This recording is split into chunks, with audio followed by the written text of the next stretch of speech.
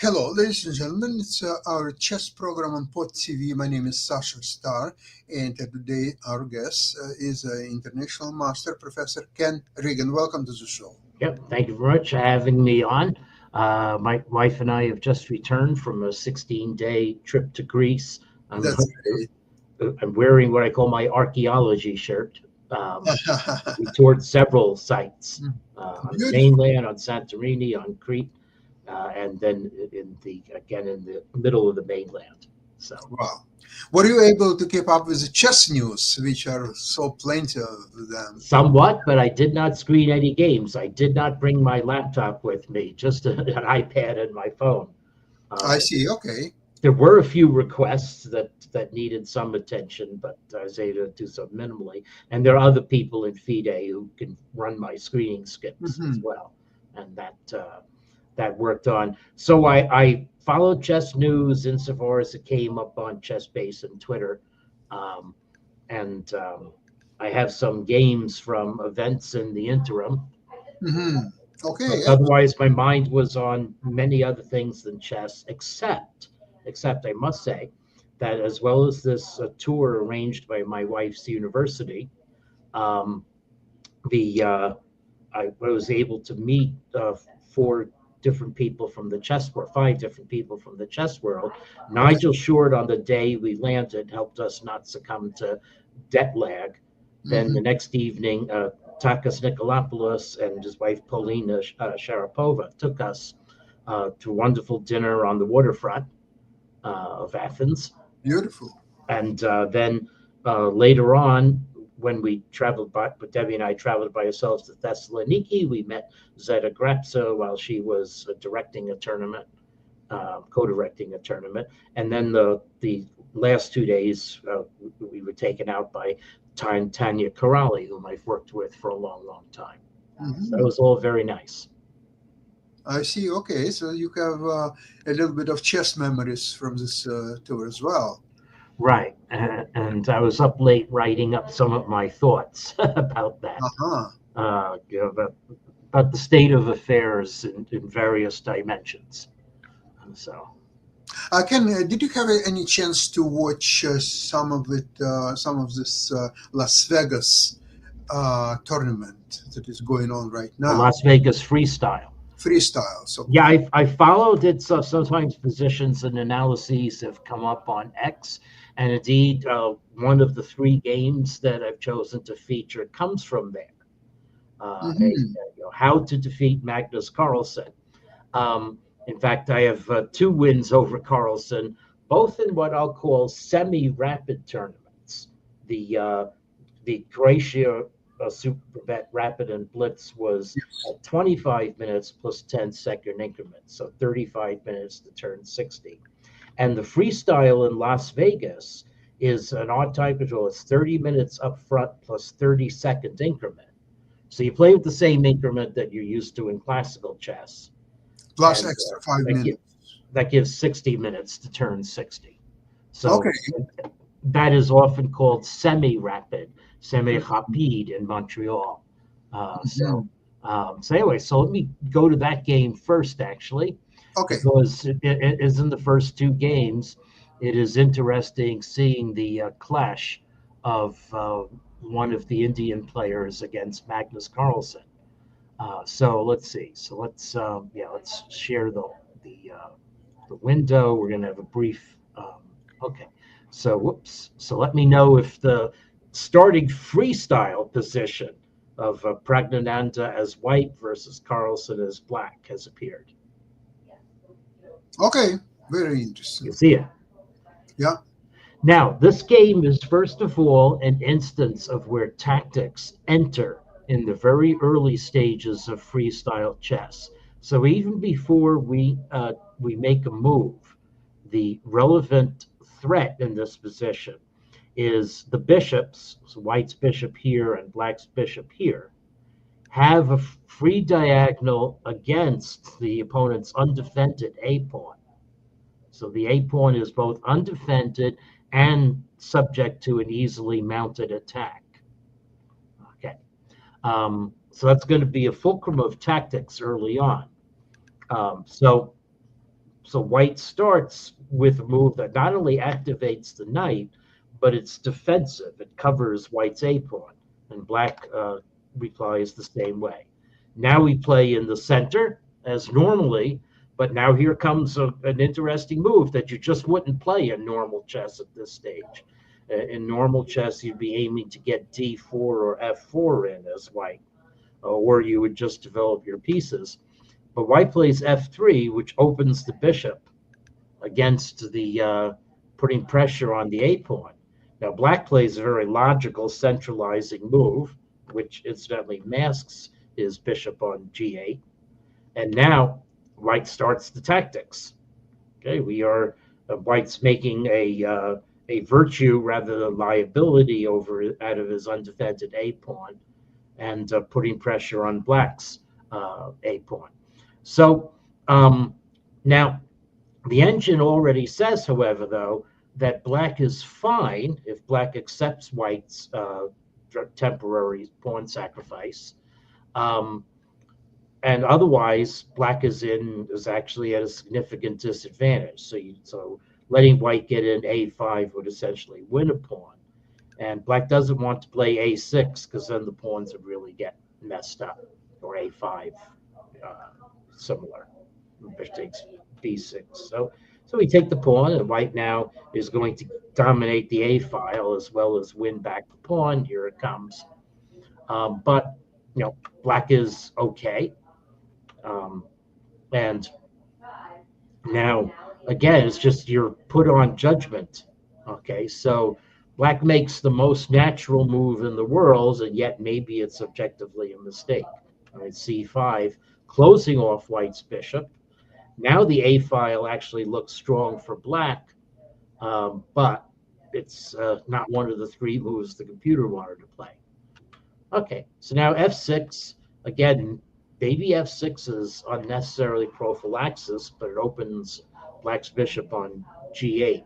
Computer wanted queen c6, but this is also fine. And in fact, black is shortly going to achieve a very nice position. And it's a question of where it goes wrong for Carlsen.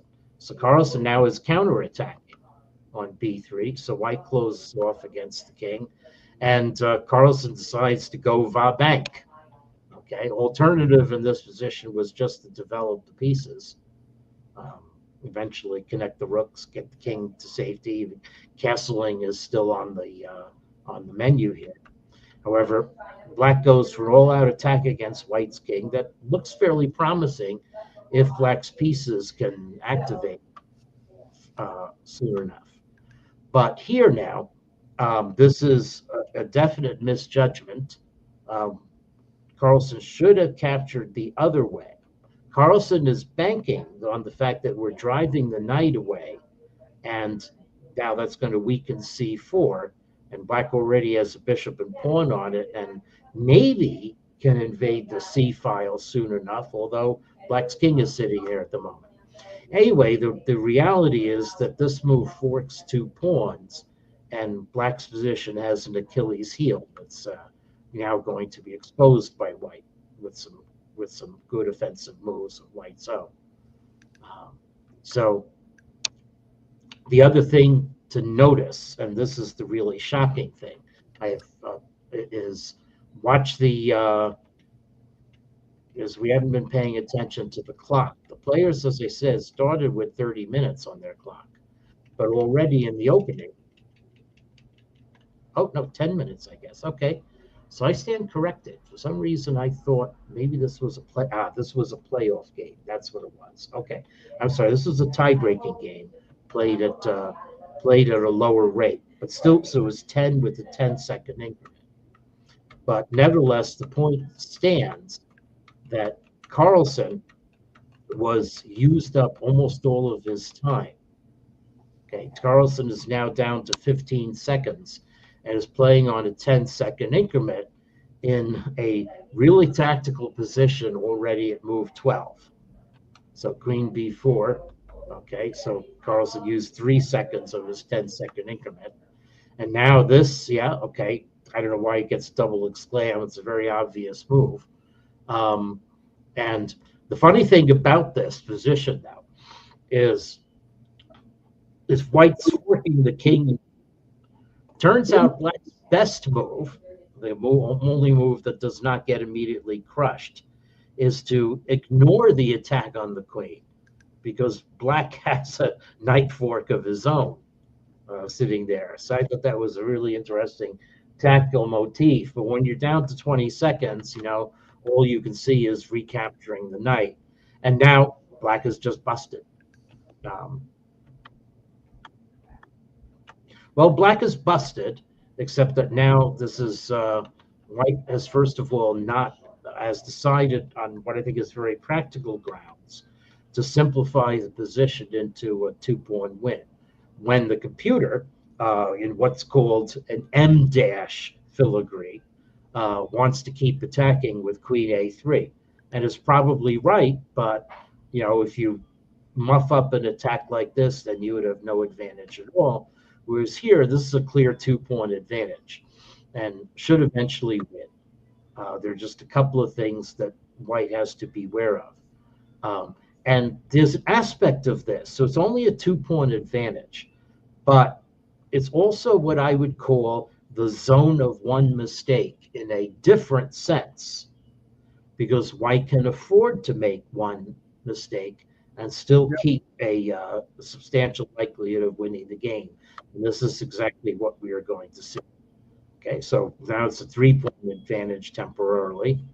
And here is the one mistake.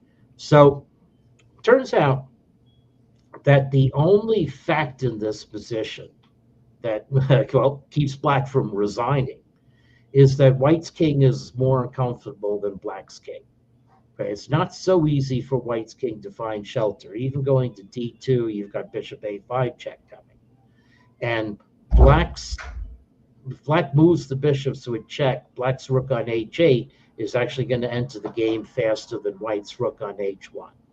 So there's a little bit of a latent attack here, and bishop f2 looks sensible, covering the king and preparing to get the bishop out. And it's actually also threatening castling, because white's king is not moved. So O-O-O is definitely a threat in this position.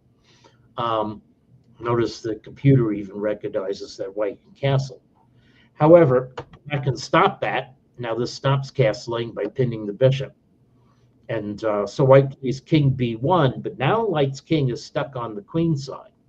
And black can mount counter pressure by simply putting pieces there, playing bishop e6, and then black's rook will eventually come in.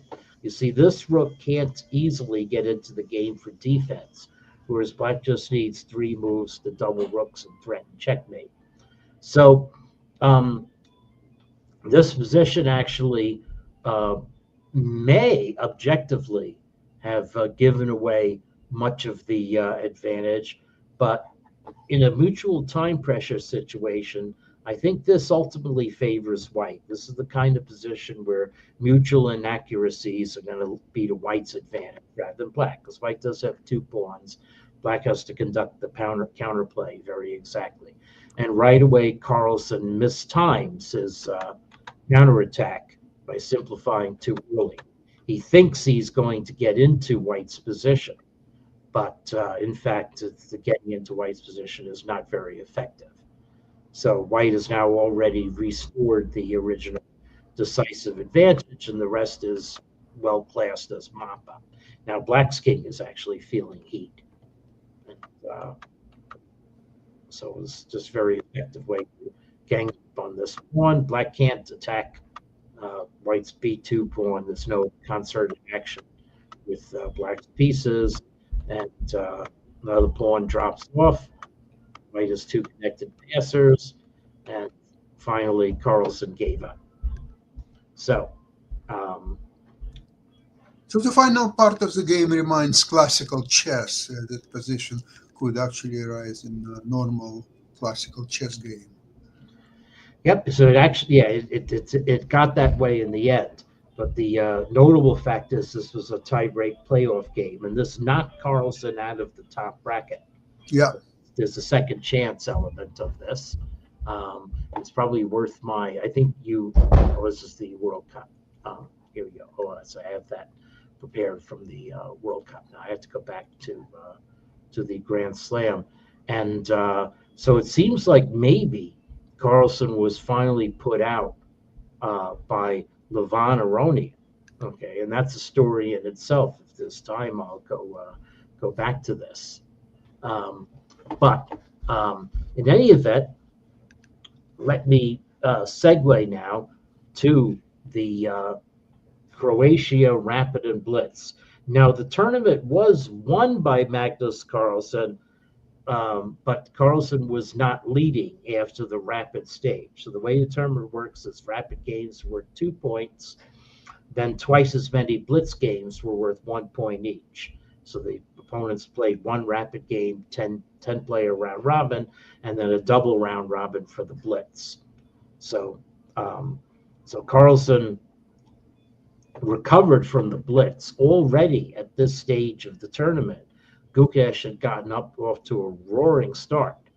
Okay, so after this game is in round 6, he had 10 out of 12 possible points, whereas Max Carlsen was only at the 500 level. But Carlsen showed his mettle in blitz. Now, Carlsen does get a large advantage in this game. There are some interesting positional motifs here. As said, this is played with 25 minutes plus 10-second increment. And there's something else I want to say about nomenclature. This has driven me nuts. Okay. The nomenclature says 10-second increment from move 1, but that's not actually true. Okay. So the 25:19 on White's clock is because a 10-second increment was given at move 0. Okay. So White started at 25:10. And then after playing C4 instantly, White has 25:19. So it's 10-second increment from move 0. And for some very even stranger reason, Gukesh is showing with the 20-second increment before he makes his move. Okay. He did not spend 14 seconds on his move. He spent only 4 seconds on his move. So the increment should have shown us 25:10 before. And this kind of thing worries me because I'm doing research where even fraction of a seconds make a difference. So I want to make sure that the data I'm getting from the automated boards is correct. Well, okay, it doesn't matter to me because I don't do moves 1 to 8 anyway. Okay, so now, so right away, Black concedes the 2 bishops. So this is also, this in the next game are also little lessons on how to evaluate positions with a bishops versus knight imbalance. Okay, so White has gotten a lead in development, control in the center, but Black has the possibility of creating a clamp on the dark squares, especially if Black can establish an outpost on C5 that can't be kicked away by B4 by White. Okay, so Black's knight comes to C5 and White preserves his bishop pair. Now Black again attacks the pawn, and now A5 to retard B4 by White, which would lead to certain weaknesses. Okay, so very much a standard strategy. Both players are playing quickly. They've gained a minute on the clock. Now, White starts, so this is all about creating potential energy in the position when you have bishops that are currently under lock and key, but you want to create potential energy so that they might explode and come out in the future. Black, on the other hand, wants to keep a positional lock. Okay, so here is White's bishop emerges, but now very good play. Modern chess fears the weakening of a G5 move less. Okay, and this helps Black create a clamp.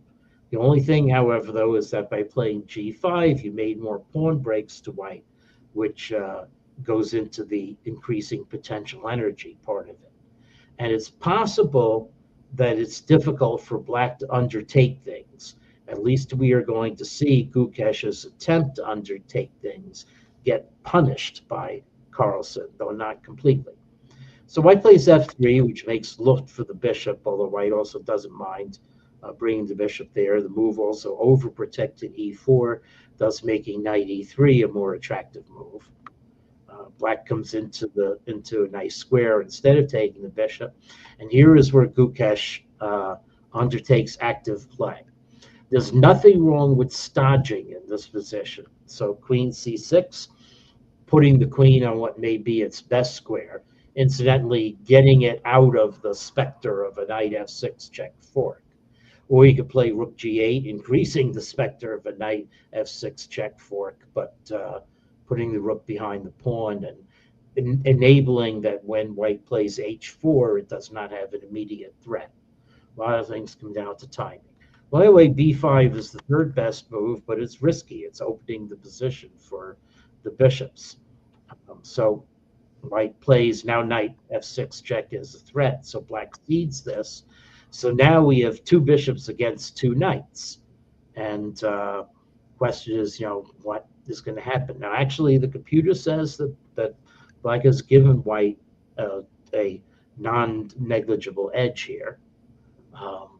So a move to either the b file or the g file supporting the advanced pawns would be in order, but black plays here.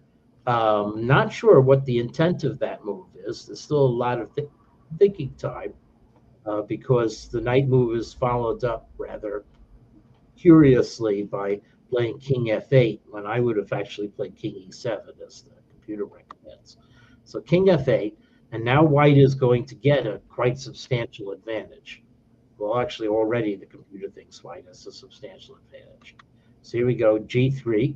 So now black's knight is no longer proud on h5. Okay, so king g7. We shored up the king slave like that.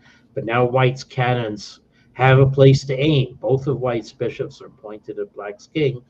There isn't really any counterplay in the other direction. So rook g1. Yeah, okay, so we are definitely intending f4 to blow the doors off the position. But now, however, Carlsen gets distracted by something on the other side of the board. H4, prefatory to playing f4, maybe. Simply castling, which will certainly accentuate the attack on the king side. All of those are consequent moves, as even also rook f1, preparing f4 more directly. But Carlsen goes for whole board domination. But against someone whose name is Damaraju, it's maybe not going to work. So now black at least has one knight on a definitely good square, and probing some weaknesses. Now castling is not so attractive for white.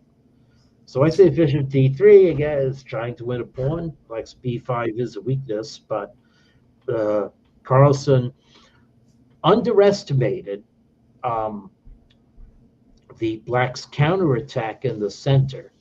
And this is even though the computer still shows him with an advantage. But here we go. Gukesh has no fear and still has 10 minutes left on the clock.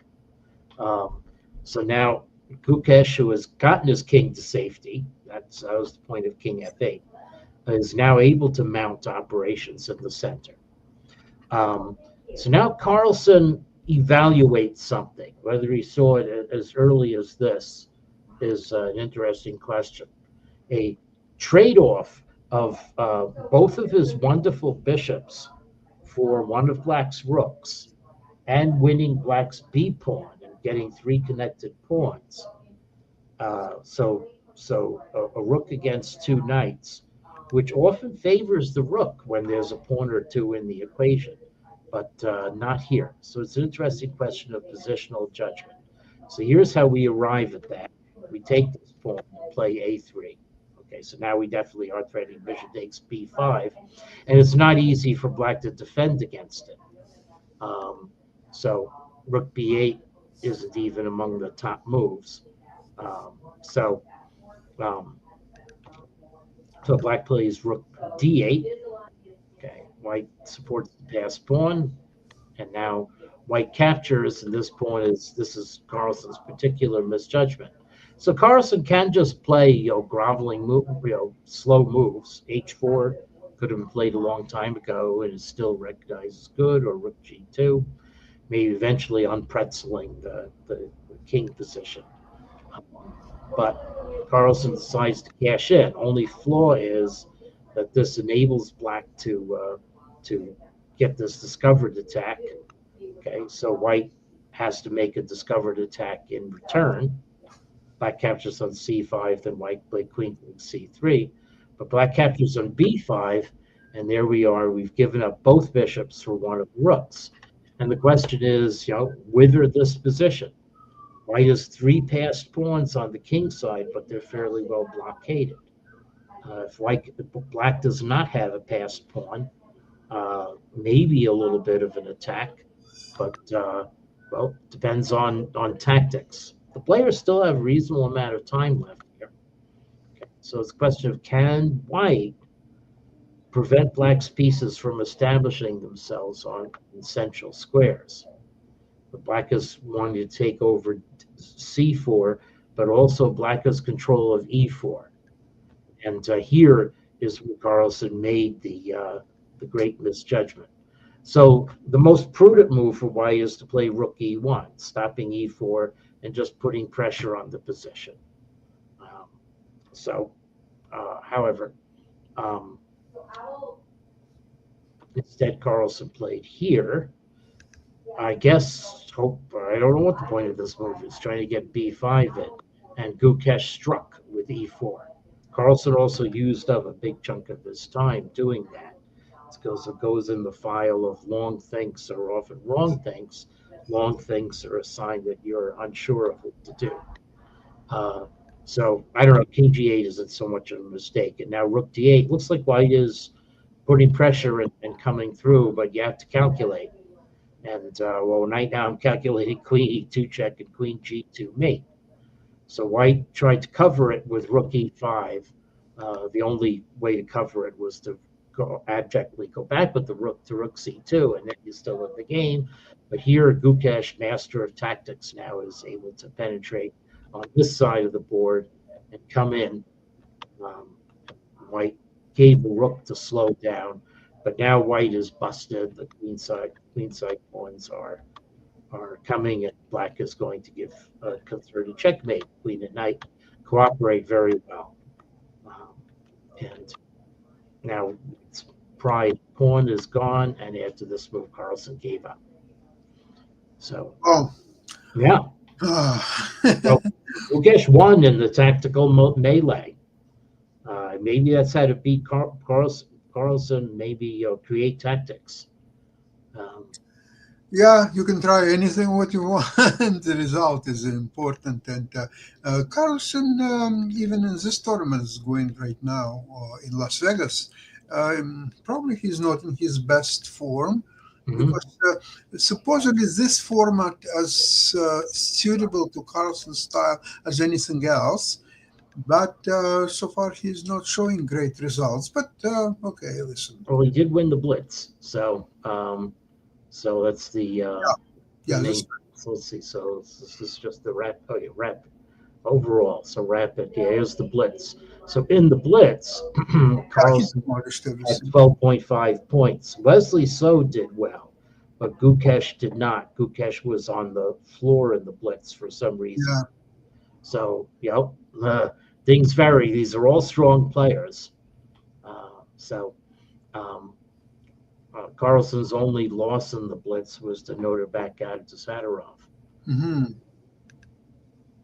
So there is one more major tournament going on in the world, and this is the tournament is part of the Women's World Championship cycle, the Women's World Cup.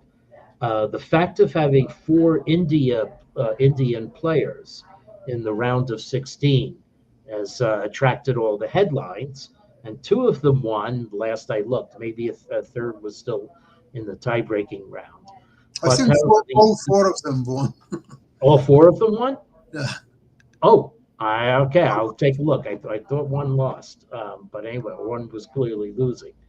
However, the Chinese players, including the current champion, not current champion, but champion challenger, have been also been playing very well. And this is a very nice win by Tan Zhongyi, winning the round, the match in regulation. This is Okay. from the third round. Um, and this is another indicator of how to play with the two bishops. So the F3 variation of the Nimzo, and it may be, especially now that we have engines, that you can simply question preparation for black, because D takes C4 is the move the computer wants to play. You hear D takes E4, well, the computer's already saying white is a significant advantage, half a pawn. Anything more than 0.35 counts as fairly significant in the computerized world of chess. And now black should reply E5 to break up white's pawn that gets activity, but instead C5. And so this is, however, going to come to a very common tabia. And I think there are Grunfeld positions that reach this kind of structure as well. So it's a question of how do we evaluate them? So white gets the two bishops and a passed pawn. It's possible actually that black is already strategically lost here, even though the deficit is only showing as 0.43. So if you've prepared this as black, and black has not used the whole amount of time, white has used no time at all. This is classical chess. Then what was your idea? So white simply activates. Maybe queen d2 is underestimated. Actually, black is now okay after queen d2. So black is okay, but maybe black is really not okay. A computerized black could defend this position, but I think white just has latent advantages. Black's position is more fragile. The D pawn is more likely. Black's compensation is 3 versus 2 on the king side, but white has open lines. White is the two bishops. I don't know. I think black has to play very accurately to neutralize this kind of thing. So anyway, now actually one little mistake again on a completely natural move. Rook A B8 looks like the most natural move on the board, except that it does set up a potential bishop f4 skewer. He has to watch for that.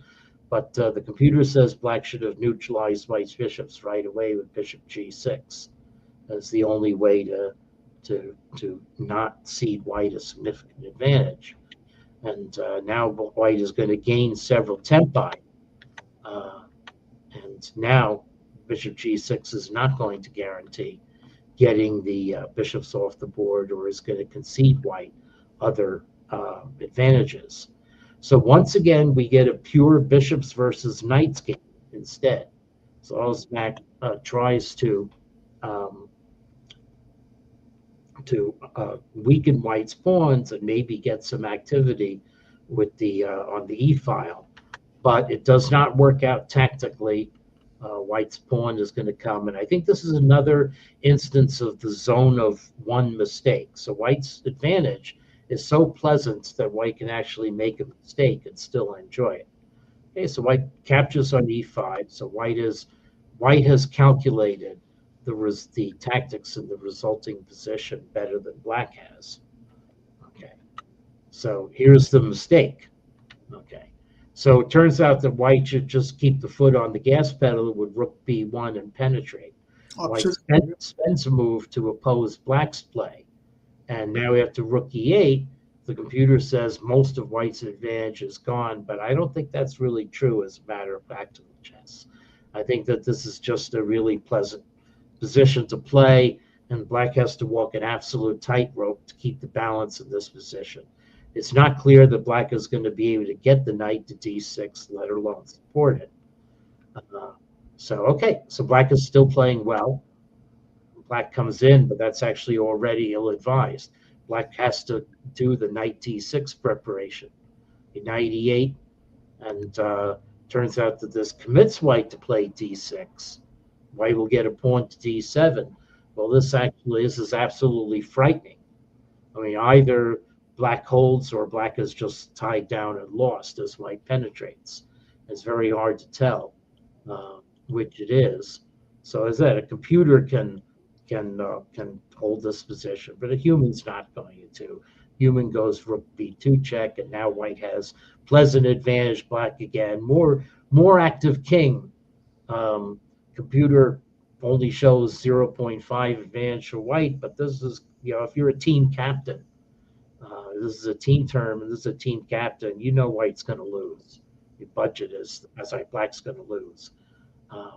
So you budget your resources appropriately, and now already mistake, not in time pressure. So you had a time counterplay by play rook b3 check or get the king to d8. So this now, so what did black miscalculate? Black miscalculated that white can penetrate on the e file by playing this way. So here we go. I'm going to penetrate on the e file, and this is going to be decisive. Here you win a pawn, but I'm threatening mate, and I'm threatening mate again, and Osmak gave up. So, very pretty. Yeah, very tricky, and an interesting commentary on the practical difficulty of playing chess versus watching the computer evaluations all the time. Yeah, that's right. Very different ballgame. Ken, thank you so much for exposing us to very interesting games. But I think next Friday or Saturday, we will have even more interesting material. Now from Las Vegas, coming a lot of very interesting situations. We'll definitely take a look at all of that.